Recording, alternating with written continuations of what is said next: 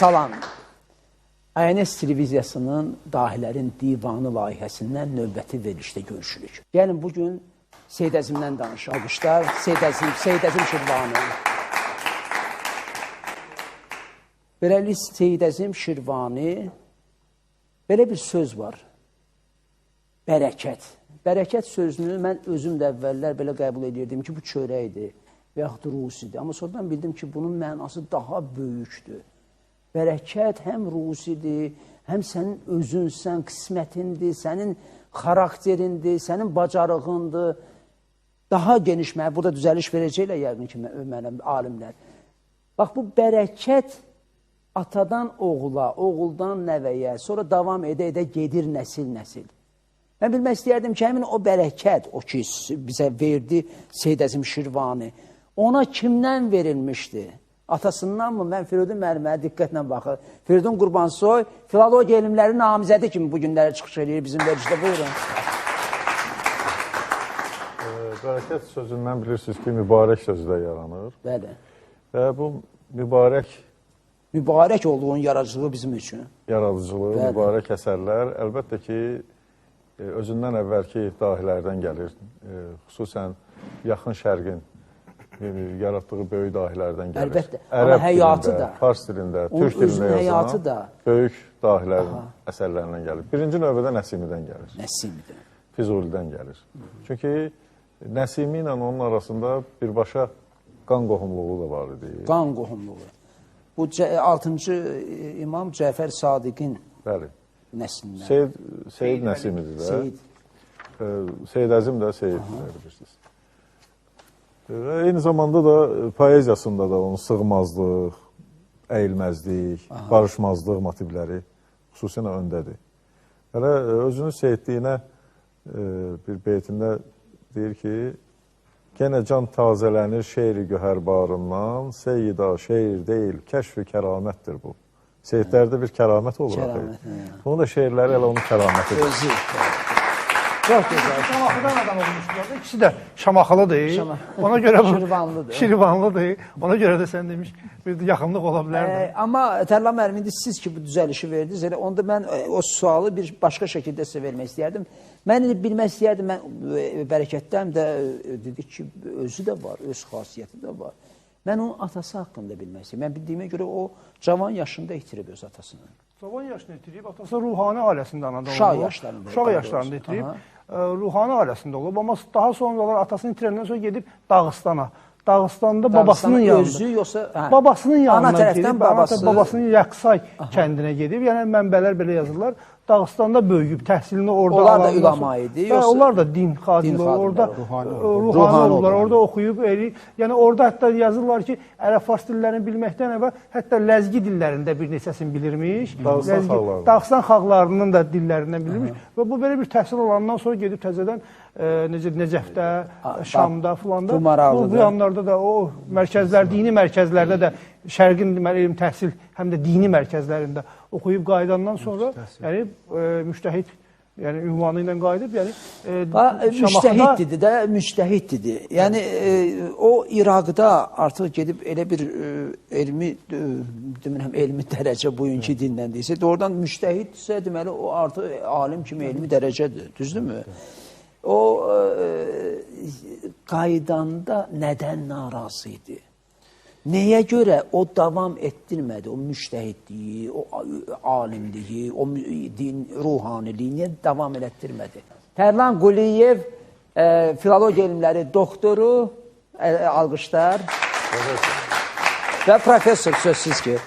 Mən istəyərdim Şahin Fazilə, mən Şahin Fazil kimi, çünki şair kimi mən onu burada təqdim edirəm. Bizim bir çox verilişlər, Səfəvilər haqqında verilişlərimizdə daim o çıxış edir. Şahin müəllim, tarix elmləri doktoru, professor. Buyurun, professor.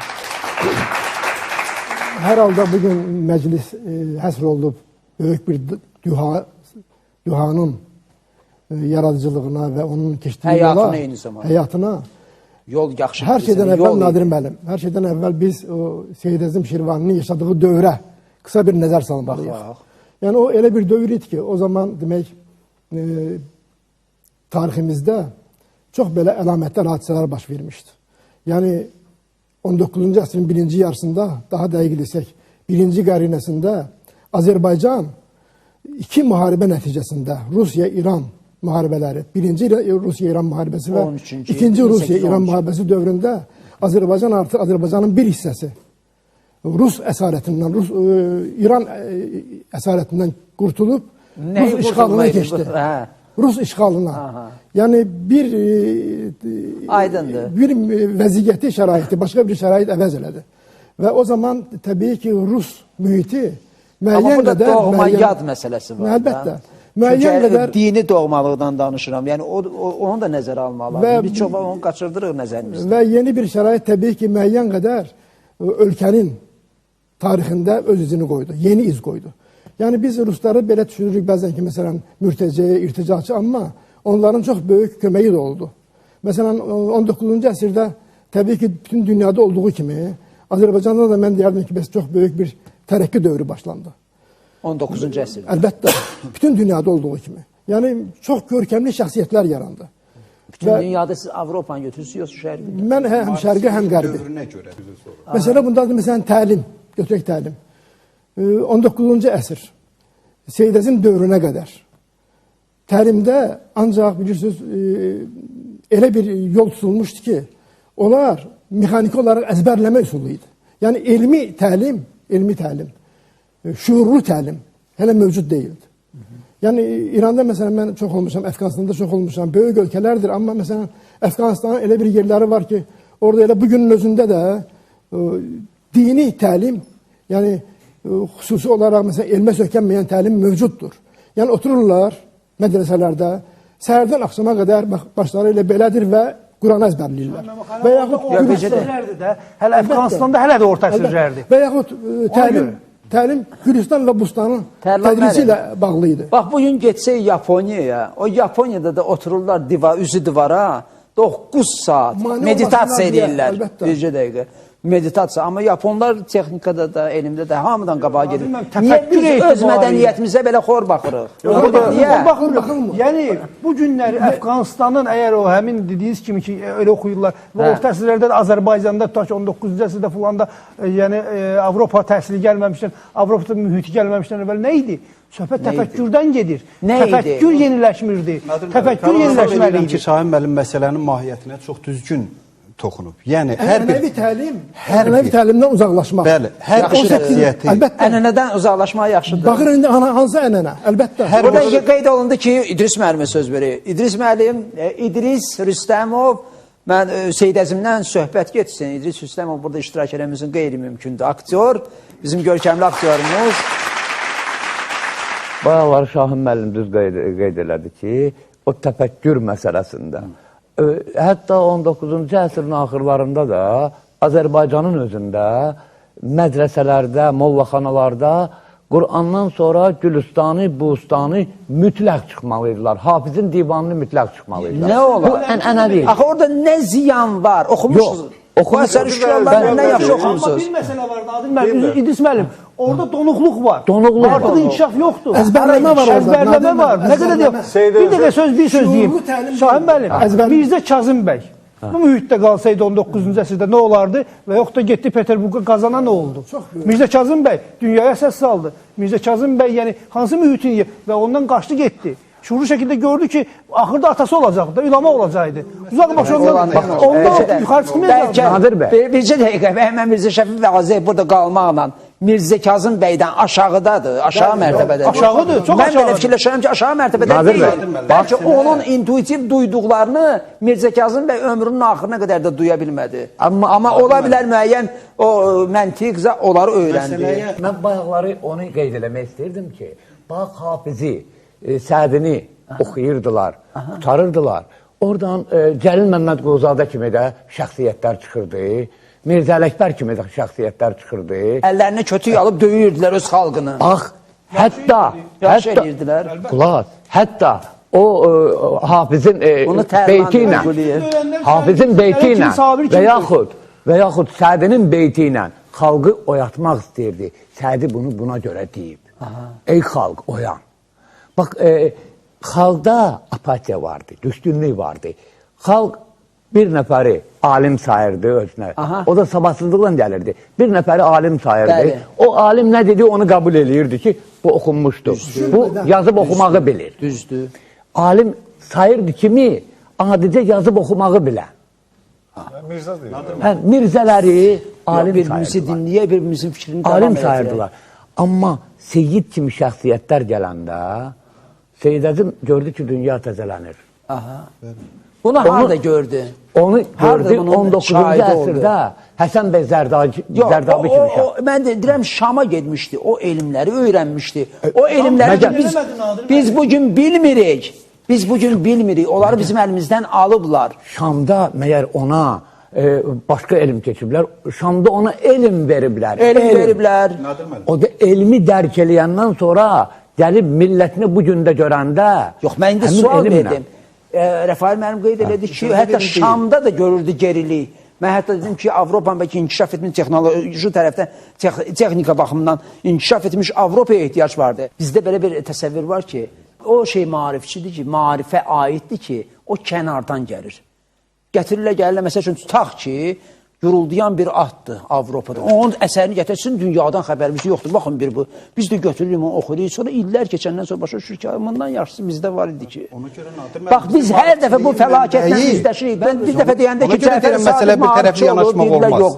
Məsəl üçün, Tərlan müəllim başını bulayır ki, yox. Yox, maarifçi olublar, amma bir məsələ var. Bax, biz bayaq dediniz, necə Seyyid Əzim bizdə, bizim canımızda da bu dəqiqə həm şərqi var, batilən, biz şərqi, zahirən qərbik. Onlar birləşən deyil. Şirvanın öz sözü ilə Buyurun, desək, buyurun, bu başqa məsələ.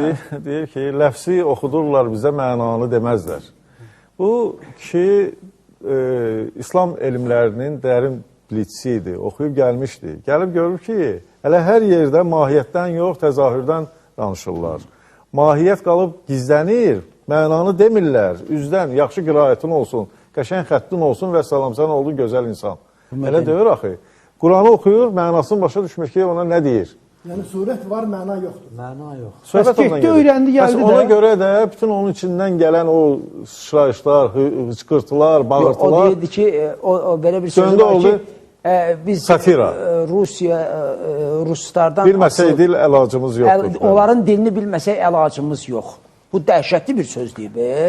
Seyyid Əzmin sual verən çox ciddi məsələ toxunub. Seyyid Əzim Şirvaninin Çar Rusiyasından bərabər yerli o Çar Rusiyasının məmurları da çox böyük düşmənləri idi. Seyyid Əzmin məsələn dilimizdə var quru bəylər. Bir soruşan yoxdur, quru bəylər hardan çıxıb? Şirvanın təzə bəyləri haqqında dastanı var. Pişik və siçan dastanı buyurun. O dastanların mahiyyətində nədir? Mahiyyət odur ki, Rus işğalı başladı. Azərbaycanda bəyliyin simasında bir Azərbaycan aristokratiyası formalaşmışdı. O aristokratiyanın, o köklü bəyləri darmadağın elədi Ruslar. Xəyanətkar adlandırıb tutdular, Sibirə göndərdilər və yerinə necə bəylər təyin elədilər? Pulla bəyliyi satdılar. Vəzifəni pulla satdılar. Həmin o bəylər də, yəni el cəmaat tanıyır ki, bu nal çəkənin, ondan nə xeyri sərfəsi? Rus işğalçıları özlərinə uyğun dövlət sistemi formalaşdırırdılar. Yəni, onların dediyinə rəayət elən. Məsələn, Seyyid Əzimin qəzəllərində Mustafa xan haqqında, digər bəylər haqqında ki, əsli nəcabətli xanlar haqqında, bəylər haqqında qəzəllər var. Onların bəyliyini, ədalətini, ölkəni idarə etməsini o qədər gözəl vəsf edir. Eyni zamanda həmin o ruslara pul verib bəylik alanlara qəzəldə deyir, səni tanımırdıq ki, sən nal çəkənin oğlusan, sən hardan bəy oldun? Bu da onun həcvindən irəliyədir, həcvə meyli. Rus işğalçıları, düzdür, Sovet dövründə də və qabaqlardan da az qalırdılar biz o ruslarla bir yerdə, bir dövlətin içərisində yaşayanda, az qalırdılar deyə ki, rüşvət, dövlətçilikdə rüşvət vermək bizim genimizdə, qanımızda da az qalırdılar elə də. Amma 19-cu əsrə qədər bizim bədii ədəbiyyatımızı, elmimizi, fəlsəfəmizi yoxlayın. Görün, rüşvətdən bir söhbət olunurmu? Amma 19-cu Füzuli hansı mühitdə yaşayırdı? Ərəb mühitində yaşayırdı. Ərəblərdə yaşayırdı. Və Osmanlı türklərinə deyirdi ki, bunları yolundan azıb, yoluna düzəlt. Demək, Seyyid Əzim o qəzəllərində o qədər incəliklə Osmanlıya verir ki, deyirdi, yoxsa o qədər Osmanlıya ünvanlayırdı. o qədər Süleymana məktub Vəssalam. Nadir müəllim, Siz qeyd elədiniz ki, Seyid Əzim Şirvani elə bir dövrdə yaşayır ki, Ruslar burada insanlara faciə törədirdilər. Faciəli bir dövrdə yaşayırdı. Və faciəli bir dövrdə yaşayırsa, deməli Rəbiül Ətfar kimi bir dərsliyi yazmaq da elə özü böyük bir möhtəşəm hadisə idi də. Sizcə, sualım mənim bax budur ki, dərslik kimi nəzərdə tutulmuşdur. Bəli, mənim sizə sualım budur ki, bax o siz dediyiniz o mollaları da, ruhanilər də, Rəbiül Ətfal dərsliyi ilə, yazdığı o digər əsərlərlə ağıllandırmağa çalışırdı. Elə bax o yoldaşım bəyə sual verdi ki, dedilər onu sıxdılar, öldürdülər. Sizcə ölümün səbəbi məncə elə bu deyilmi? Yox, Aysə, buyurun Firidun mənim suala cavab verəcək. O olduqca maraqlı bir əsərdir. Mən elə onun gördüyüm ki, orada buyurun. Seyid Əzim uşaqların müntəxabat dərsliyi kimi nəzərdə tutmuşdu ki, onu öyrənə-öyrənə həm uşaqların şeir yadda saxlamaq qabiliyyəti, həm ümumiyyətlə hadisələrin maraqlı lətifələrin, maraqlı hekayətlərin yadda saxlaması üçün hər biri bir rəvayət, bir lətifə, bir həmin əlyazması ilə əlyazmaları institutundadır, bizdə mühafizə olunur. Buyurun, onun bir nüsxəsini göndərmişdi Tiflisə. Quberniya mərkəzinə ki, orada təsdiq olunsun. Ona görə onu işdən çıxartdılar ki, bir danos yazdılar ki, bu nəinki dərslik kimi öyrənilə bilməz, hətta ziyanlıdır. Onu işdən də çıxartdılar. Məlum deyil, başa düşmədim. Bu əsəri göndərdi Tiflisə, bunun üstündə onu çıxartdılar. Bunun səbəbi nədir? Səbəb açılmadı. Tiflisə ona görə göndərdi ki, onların möhrü olmadan onu nəşr eləyə bilməzdi dərslik kimi. Artıq nəşr elə.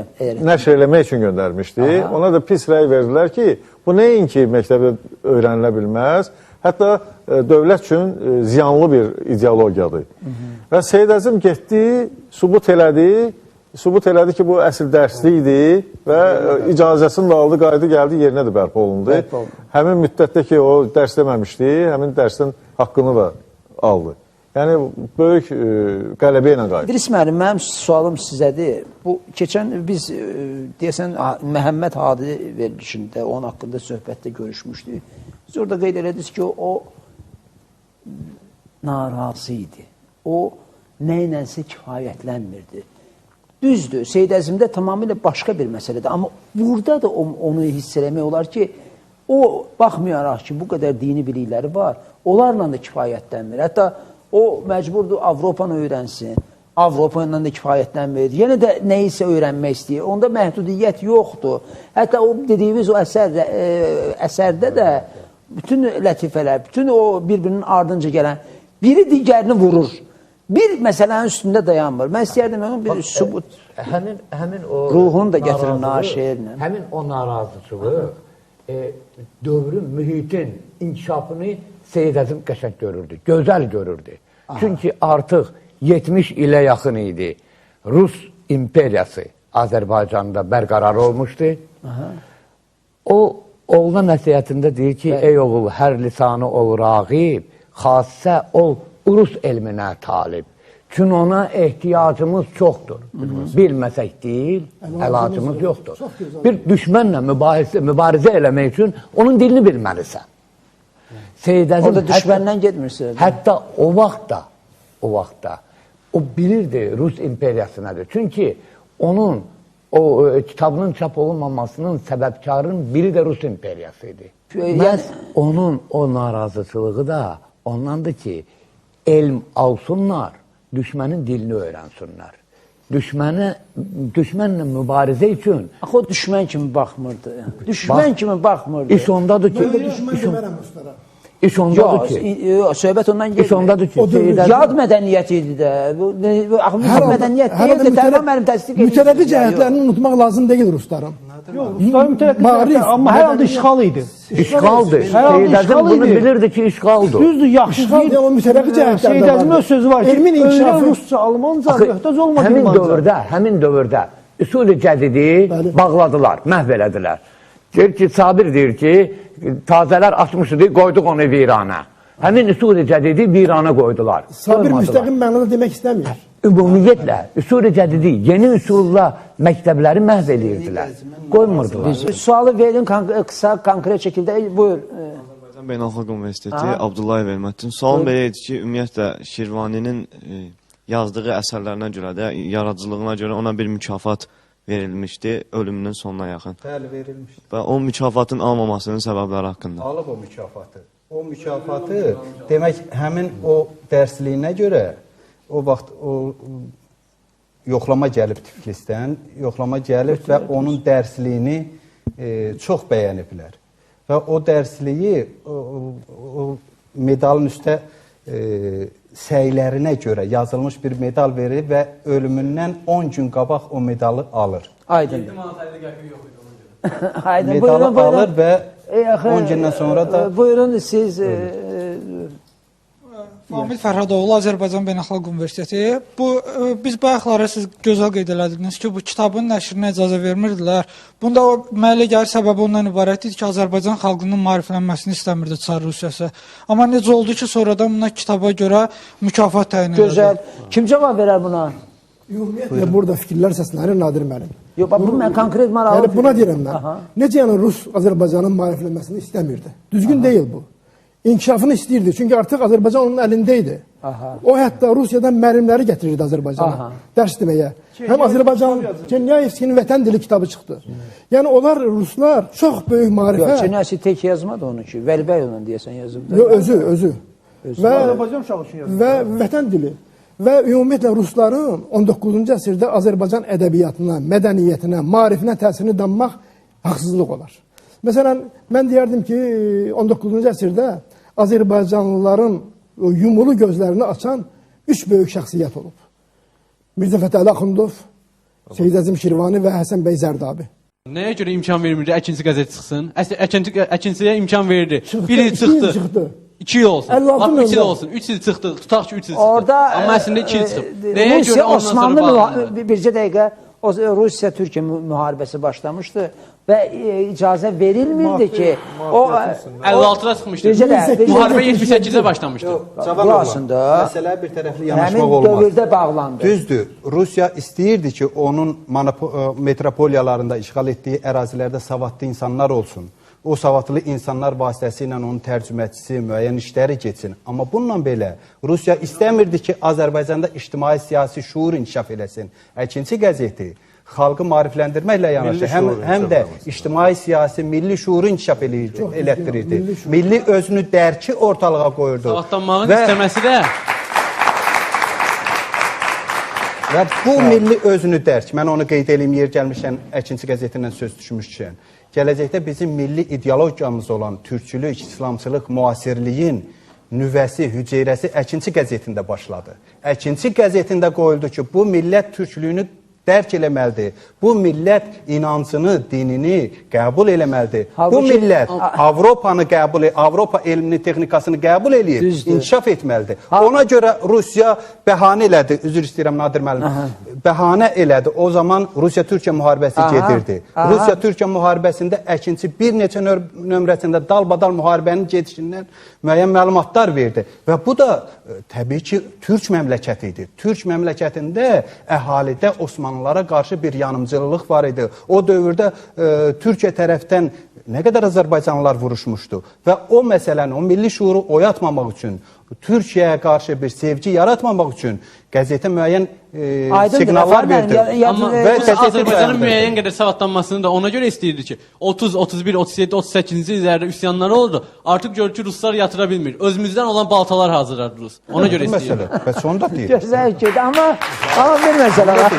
Bəli, bəli. Necə dəqiqə, çox yaxşı. Mən bir fikir söyləmək istəyirəm ki, həmin onun o şeirində də var ki, o müharibədə baş verən hadisələri işıqlandırmaq lazım deyil bizim üçün.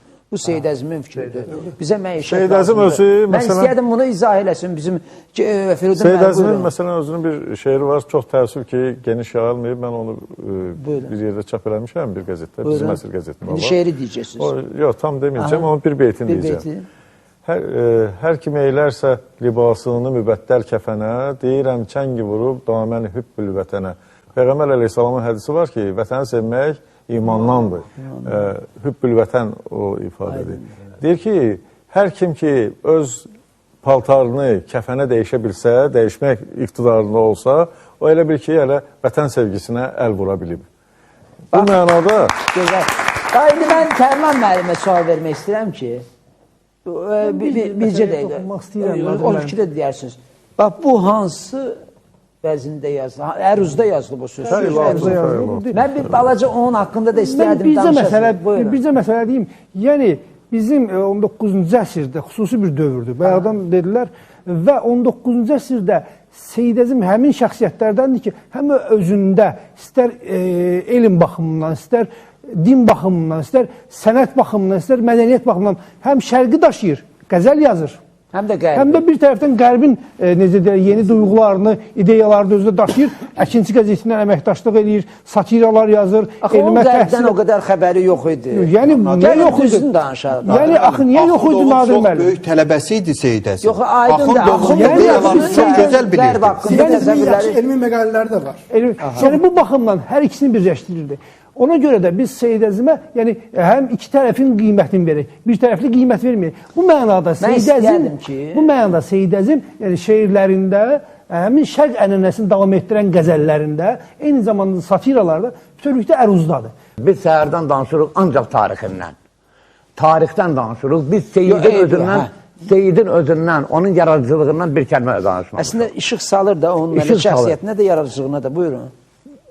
Seyid Əzim Füzulidən sonra Seyid Əzim tamam bir başqa dil yarattı. Bayaqları onu Şahin müəllim qeyd elədi. Tamam başqa bir dil yarattı. Elə bir dil yarattı ki 20-ci əsrdə yetişən şairlər Seyid Əzimdən bəhrələndilər.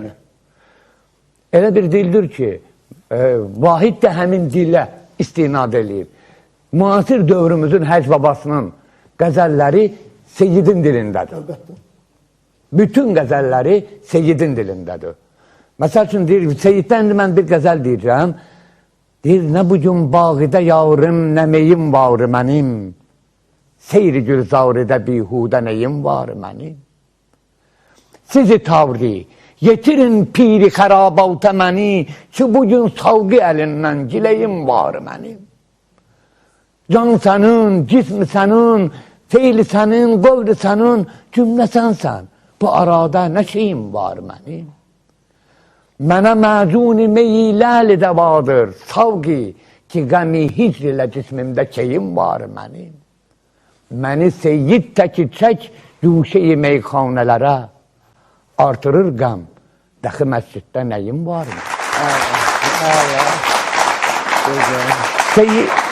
Tərlan müəllim, necə qiymətləndirirsiniz? Yəni, Əruzunda 1172 şeir nümunəsi gəlib çatıb bizə Seyid Əzimin. Elədir, 1172. Neçə yol gəlmiş idi mülk-i cəhanə, səd şükür ki, tapdıq, surət-i insan, yenə gəldik.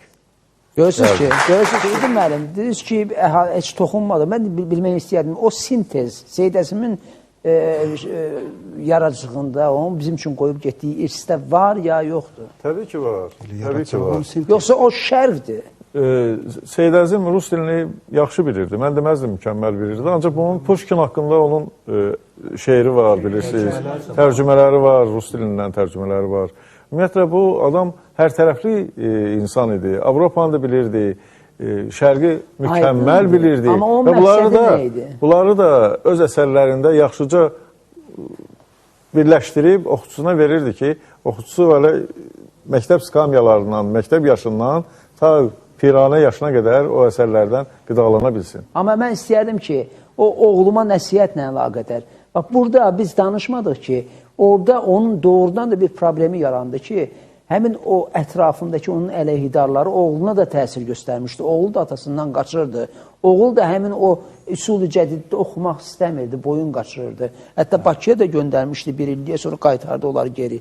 Amma təəssüflər olsun ki, o yenə də onun ağrısı idi və o ağrıdan danışmırdı. O ağrı ifadə olunur onun oğluma nəsihət sedistə şeirlərində. Ey oğul, bu dəlil-i bişəkdir, Adəm-i bisavad eşşəkdir. Oğlunu həvəsləndirirdi ki, oxusun. Oğlunu həm də Buzovnaya göndərməyinin bir səbəbi vardı ki, Buzovnada oynan həc yoldaşı olmuş. Adam ona yer vermişdi. Cürmi? Məhəmməd Ağa Cürmi. Seyid Əzim Şirvani kimi maarifçi şair olmayıb. Maarifçi şair. Seyid Əzim Şirvani həm bayaq Tərlan mənim düzgün qeyd elədi. Həm qərb, həm şərq ədəbiyyatından, qərb və şərq elmindən bəhrələnib əsərlərini yazıb.